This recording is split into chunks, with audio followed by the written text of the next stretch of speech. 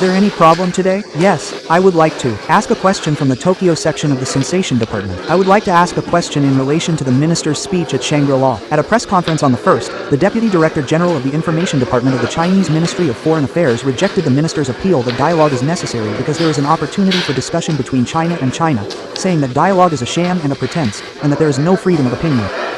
Minister, please. I would also like to ask what kind of response you plan to take toward China in the future. Yes, I am aware of the remarks made by the Chinese Foreign Ministry spokesperson that you mentioned, but spokesperson Ogwin has already responded, so I have no further comment. Furthermore, as I stated in my speech at Shangri-La, differences in perception and conflicts between countries can lead to conflicts. So what is needed at such times is not to repeat fact-based statements when the other party is not in a good position, but to address the issue directly and frankly. It is unfortunate that the Minister of National Defense was not present at this Shangri-La, but I would like to reiterate that just as we were able to have a frank discussion at last year's Admiral class in Manila, I would like to reiterate that the door to Taiwan on the Japanese side is always open. The Ministry of Defense will continue to utilize various channels between Japan and China, including the liaison mechanism, and will seize every opportunity to call on China to communicate with us. Yes, it's the Ryukyu Advance. Let me ask about the parachute training exercise that the U.S. military conducted at Kase Air Base on the 4th.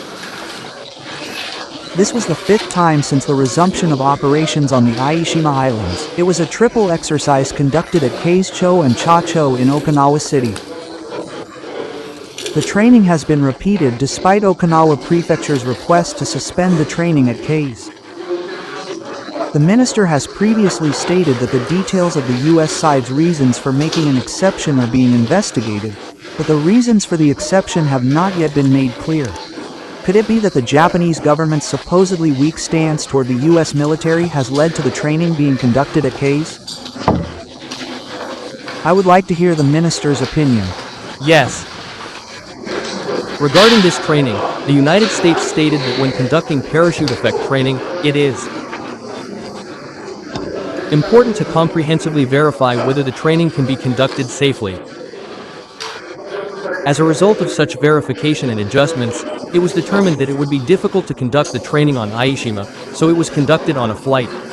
There was a risk that the qualifications for parachute effect operations would expire, and there was an urgent need to conduct the training at this time in order to maintain the speed of the stage. This is the explanation we have received. The Ministry of Defense understands that the United States' decision that this training was an exceptional case is in line with the Japan-US bilateral agreement.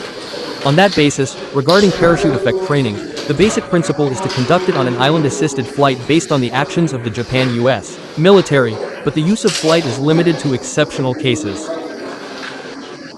On the other hand, we believe that the use of flight is still permitted in exceptional cases as has been the case up until now.